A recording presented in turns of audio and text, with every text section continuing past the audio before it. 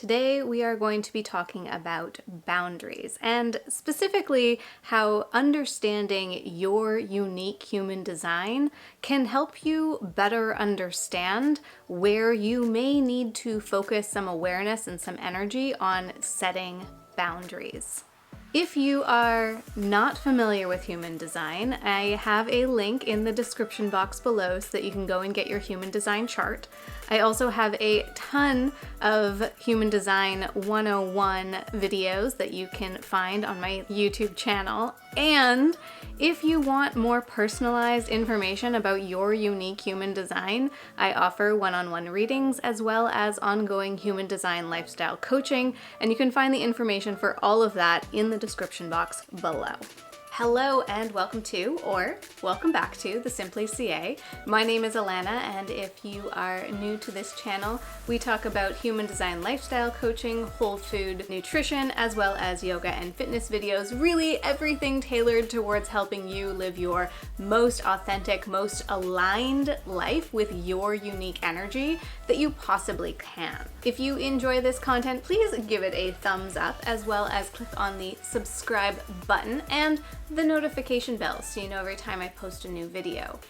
Additionally, feel free to share this content out with everyone in your circle who may benefit from it. And let's get into today's human design video. Today we are going to cover 3 areas in the human design chart, and this is surface level. There is way more depth, so definitely check out previous videos or book a reading with me. But we're going to talk about 3 areas in your human design chart that will help to point you in the direction of where you may need to pay attention to your boundaries. The 3 areas that we are going to briefly cover are some of the authorities, how you make decisions, definitions in that how your internal circuitry connects to each of your defined groups. And we're only going to touch on a few of the open energy centers. I have energy center videos linked down in the description box. And really, when it comes to the energy centers, what you want to do is pay attention to the theme of the energy center and then notice where you might have boundaries that need to be put into play around those themes. But we are going to talk about 3 of the energy centers in this video. Starting off with authority. So this is how you make decisions. Our culture, our society is created around those with a defined sacral center. And those with a defined sacral center make a aha or an decision. If it's an aha, move forward, do it. If it's an or a meh, it's a not right now decision. Pretty simple, pretty in the moment. Those with a splenic authority also happen in the moment as far as their decision making is concerned. The rest of the authorities, so we have our emotional authority, those that relate to the ego or the heart, the G, as well as the environmental, and the lunar authority, all need time to make decisions. So our entire culture, our entire society is designed around beings and these energies that are able to quickly make a decision. However, there is a lot of people who need more time to make a solid, grounded decision. And if you are someone who has one of those non-sacral, non-splenic authorities, one of the boundaries for you to set for yourself is around making decisions. Give yourself time and space to get back to someone. Ask them, can I respond back tomorrow? Or, you know what, that sounds really great right now, but I'm not ready to commit to that decision just in this moment. Give yourself time. Put boundaries around making decisions. And I have a bunch of authorities videos. There's going to be so many links in the description box of this one. I have authorities videos down in the description box linked, so check those out or just book a one-on-one reading and we can go into it in depth. Now, secondly, if your human design chart says that you have a split triple split or quadruple split definition. What this is relating to is in your chart, if you have groups of defined centers that aren't connected to each other. So each defined center and grouping is connected, but it's not connected to another portion of your chart. And what that means is that your internal energetic circuitry needs to talk to each other for you to feel a fully landed decision. The way that you do that is you test out your thoughts, you test out your decisions in different energies. So you talk to your parents about one thing, you talk to your best friend about that thing, you talk to somebody else about that thing, and you may already know where that decision's going to land, but this is a way for you to solidify it, to feel really strong and confident in your decision. So even if you have a sacral or a splenic authority, if you have split, triple split, or quad split in your definition, you may still need more time to make decisions. So this first section of this video around boundaries is really about decision-making boundaries. It's really about taking the time that you need to take in order to really solidify your energy so that when you say yes to something, you are committed to it. It is the correct thing for your energy. It is what you need to be putting your energy towards. And our society is not set up that way. So it's for all of us to put language around and to better understand that in making correct decisions for ourselves and for our own energy, we are influencing and making correct decisions and setting up that structure for other people. So it's really important that we pay attention to our energy and how we best make decisions. So that is our authority as well as those definitions and groupings of your defined areas. And finally, let's talk about just 3 of the open centers. This video would be way too long if I went through all of them. So the shortcut is to check out the themes of your open centers, and in doing so, you can see where some boundaries related to those themes may be necessary for you.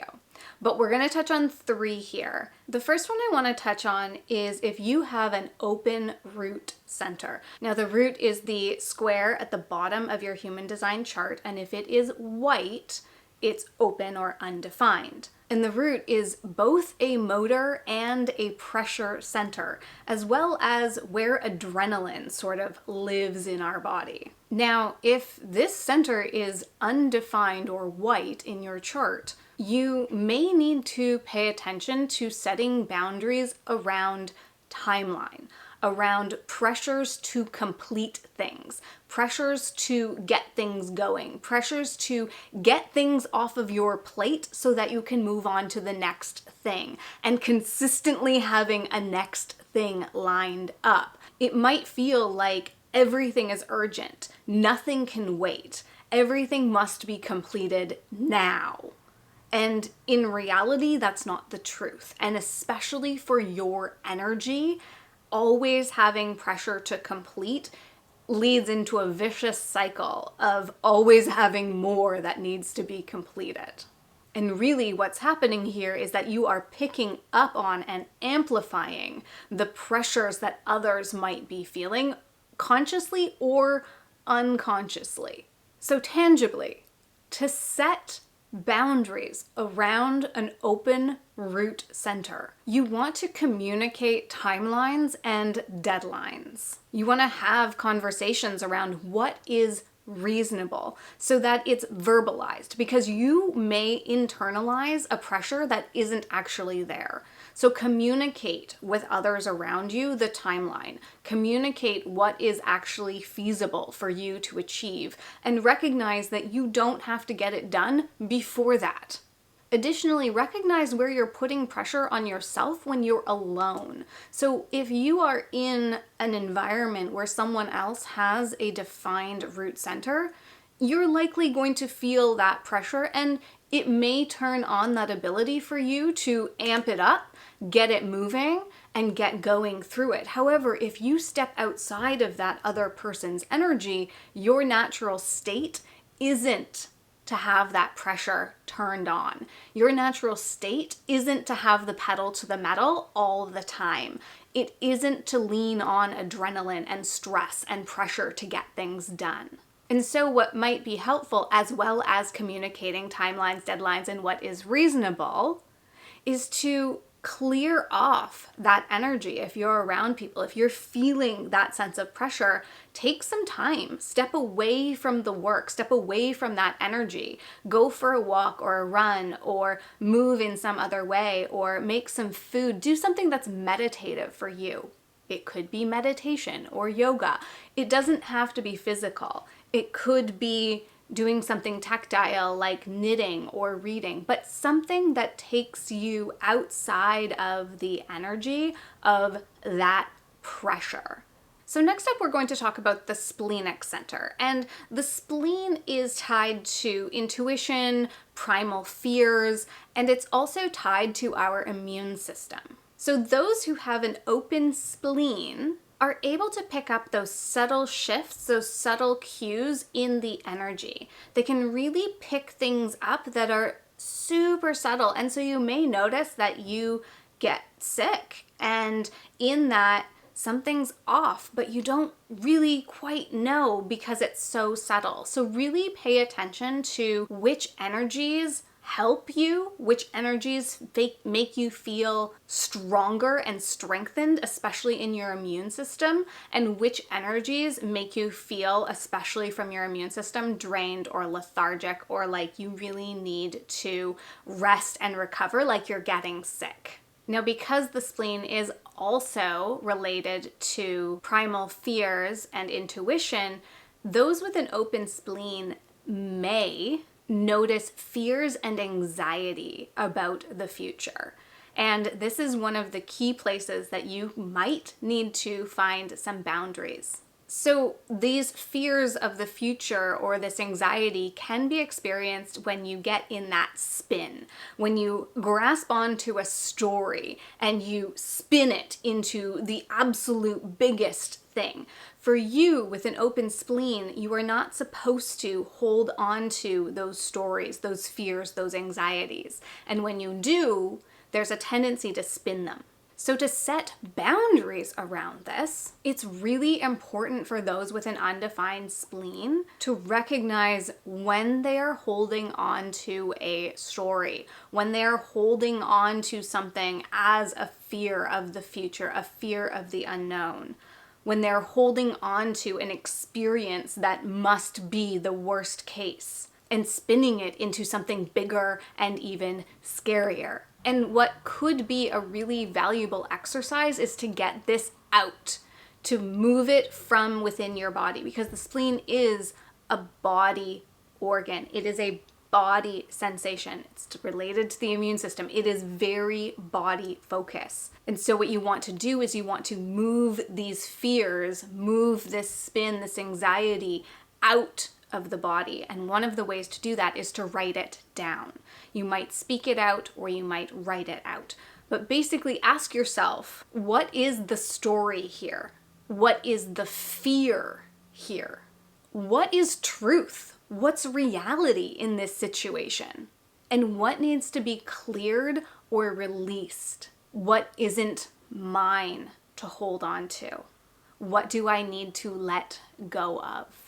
And finally, but totally not finally, because each and every one of the 9 energy centers has its own boundary quality, boundary theme that could be dived into. But in order to keep this video at a reasonable length, this is going to be our final energy center for this video. And we're going to talk about the ajna center, which is where our beliefs and our opinions reside. So for those who have an open ajna, or an open mind, it's correct for you to test out different beliefs, test out different belief systems, test out different opinions. It is correct for you not to hold on to a belief system. And there is culturally this expectation to hold a firm belief. Or let's say you grew up in a very religious family and you needed to experience different viewpoints instead of that one doctrine. You needed that ability to test out, to see other things outside of that specific viewpoint. For those with an open ajna, that is correct. Now, I am not saying if you have a defined ajna that it isn't correct for you to learn and grow. By no means is that what I'm saying. What I'm saying is that for those who have an open ajna, it is very important that you do not hold on to a belief system or an opinion just to dig your heels in. And for those with a defined ajna, it is important for you to process through and actually come to some type of opinion and belief about something. And you could still change it. You're not set in stone. We can always learn and always grow. So as with everything in human design, nothing is bad or good, nothing is right or wrong, nothing is better than or worse than. It's all about learning our own energy and recognizing it and utilizing it in its most authentic capacity. And so for those with an open ajna, it's important for you to diversify your thoughts, get opinions from different angles, and some of the language that you could use, because the negative side or the negative connotation to having that open ajna is that you are flaky, or you don't keep an opinion, or you change your mind too often. And for you, it is correct to change your mind when you obtain new information and get a different perspective on something. So some language that you can use is, I've thought in the past, I've now learned, or I've now changed my views. I used to believe this thing. Through learning other perspectives, I now believe. I can see this from multiple angles, and I can understand the value of each and every one of these perspectives. Again, none of this is right or wrong, none of this is bad or good, and none of this is better than or worse than. This is all us better understanding who we are and how our unique energy contributes to the tapestry of our culture, of our human existence.